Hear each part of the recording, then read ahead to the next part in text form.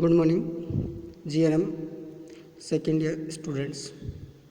Now discuss the valvular heart disease. valvular heart disease के अंदर सबसे पहले फर्स्ट है डेफिनेशंस. डेफिनेशंस के अंदर है blood is pumped through heart in only one direction, यानी कि ब्लड है वो एक ही डायरेक्शन में जाता है और अगर अपोजिट डायरेक्शन में जाने लग जाए तो उसमें किसी न किसी प्रकार की कोई डिजीज या कोई अबनॉर्मलिटीज होगी.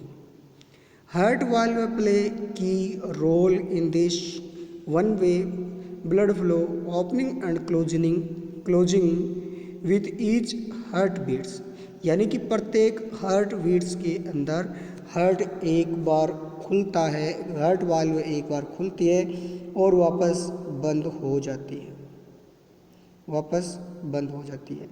Pressure change behind and just the right time, then close they tightly to prevent the back flow of bloods, यानी कि ब्लड के अंदर ब्लड फ्लो अगर टाइम पर क्लोज हो, टाइम पर बंद हो तो ब्लड फ्लो है वो मेंटेन रहता है. There are 4 valve in the hearts के अंदर 4 वाल्व होते हैं जिसको tricuspid valve, pulmonary valve, mitral valve और एरोटिक वाल्व कहते हैं. 2 types of problem can disturb blood flow through the valve, regurgitation और स्टेनोसिस, यानी कि हार्ट के अंदर 2 तरह की प्रॉब्लम्स होती है. फर्स्ट प्रॉब्लम है उसको रीगर्जिटेशन कह सकते हैं और सेकंड है उसको स्टेनोसिस कह सकते हैं. रीगर्जिटेशन के अंदर क्या होता है वो है regurgitation is also called insufficiency और इनकम्प्लीट, यानी कि इसके अंदर इनसफिशिएंट और इनकम्प्लीट का मतलब पूरा बंद नहीं होता. Regurgitation happen when a valve does not close properly and blood leak backward instead of moving in the proper one way flow, यानी रीगर्जिटेशंस के अंदर क्या होता है कि प्रॉपरली वाल्व क्लोज नहीं होता और उसकी वजह से ब्लड है वो बैकवर्ड कंडीशन में वापस आने लग जाता है. Only a small amount can travel forward to body organs. Heart tightly to make up for this working hard, but this time heart will become enlarged or less able to pump blood through the body. और इसके अंदर क्या होता है कि heart है वो proper मात्रा में ब्लड को फोर्स करता है लेकिन इसमें प्रॉपर मात्रा में फोर्स नहीं हो पाता है, उसकी वजह से ऐसा होता है. नेक्स्ट है stenosis. Stenosis happen when the leaflets do not open wide enough and only a small amount of blood flow through a valve. Stenosis happen the leaflet thickness, stiffness or fuse together. The becomes of narrowed valve, heart must be harder to move blood through the body, यानी कि क्या है कि stenosis के अंदर पूर्णतः close नहीं हो पाता और उसकी वजह से ब्लड है वो बैकवर्ड ही रह जाता है, पूर्णतः खुलता नहीं है, नेरो हो जाता है. अब है टेस्ट एंड डायग्नोसिस. टेस्ट और डायग्नोसिस के अंदर है कि भाई एंडोग्राम, इकोकार्डियोग्राम किया जा सकता है, चेस्ट एक्सरे किया जा सकता है, इलेक्ट्रोकार्डियोग्राम्स यानी ईसीजी किया जा सकता है, होल्टर मॉनिटरिंग टेस्ट किया जा सकता है, ट्रांस इसोफेजियल एंडोकार्डियम्स टेस्ट किया जा सकता है या एक्सरसाइज टेस्ट किया जा सकता है या कार्डियक कैथेटराइजेशंस किया जा सकता है. इसमें जो फर्स्ट है वो है mitral valve prolapse.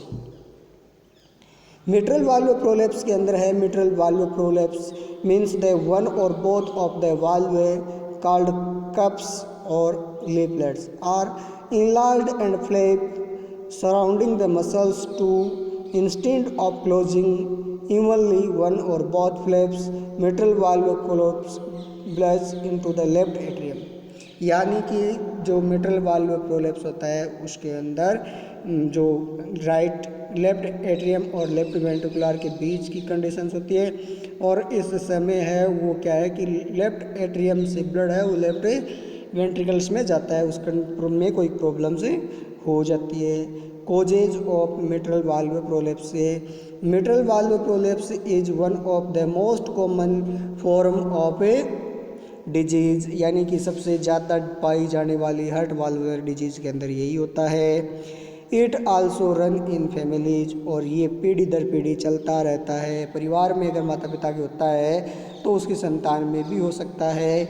Some forms of mitral valve prolapse have been associated with the Marfan syndromes connective tissue conditions, और इसको अपन कह सकते हैं कि ये कंडीशंस होती है वो मार्फन सिंड्रोम्स या कनेक्टिव टिश्यू कंडीशन के कारण भी ऐसा हो सकता है। Patient have long bones and very flexible joints.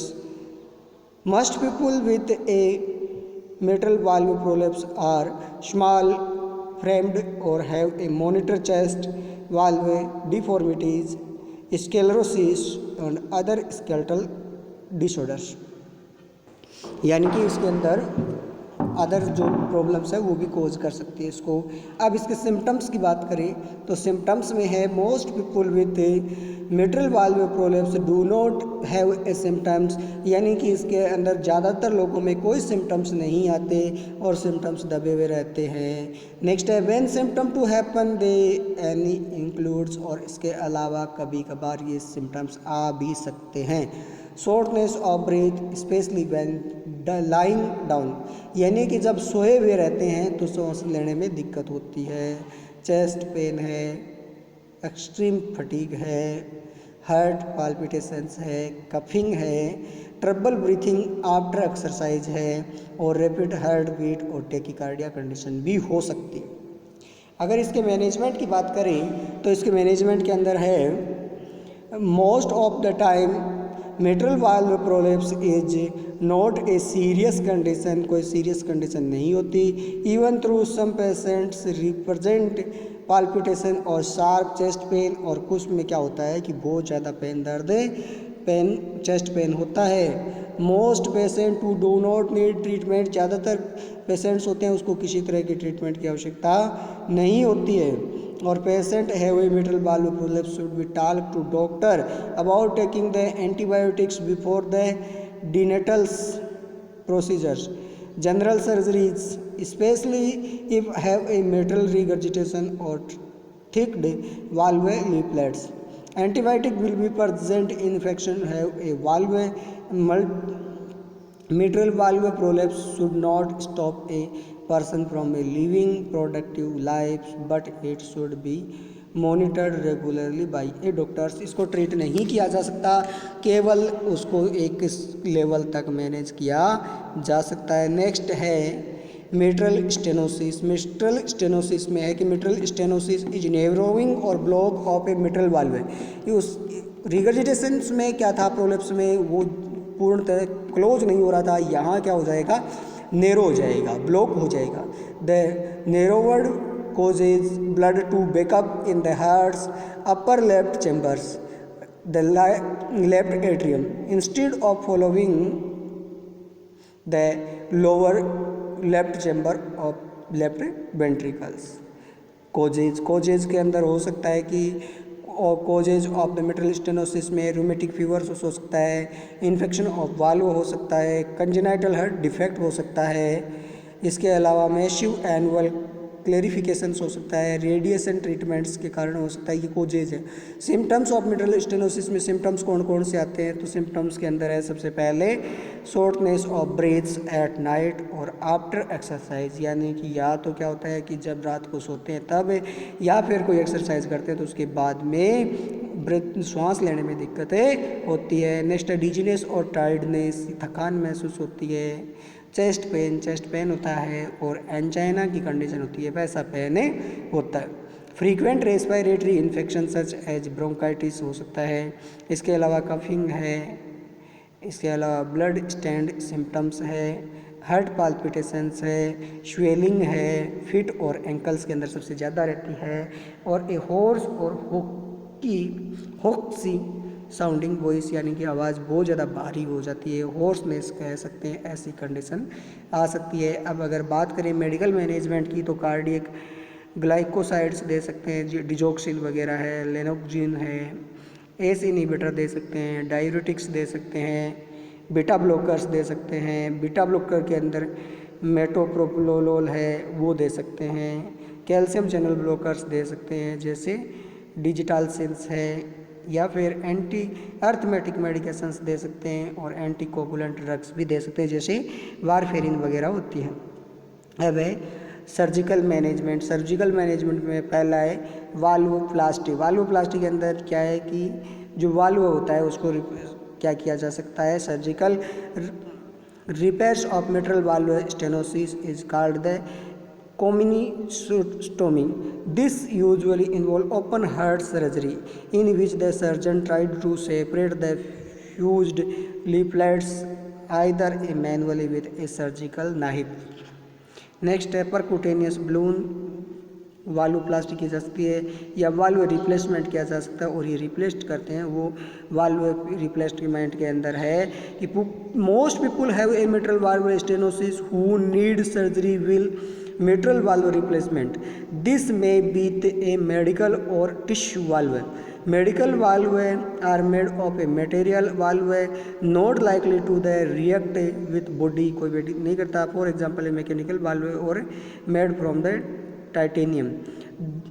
Tissue valve made from the treated animal tissues, for example a valve from a pig, pigs के द्वारा यानी कि जो सुअर की जो होती है वाल्व वहाँ से लिया जाता है।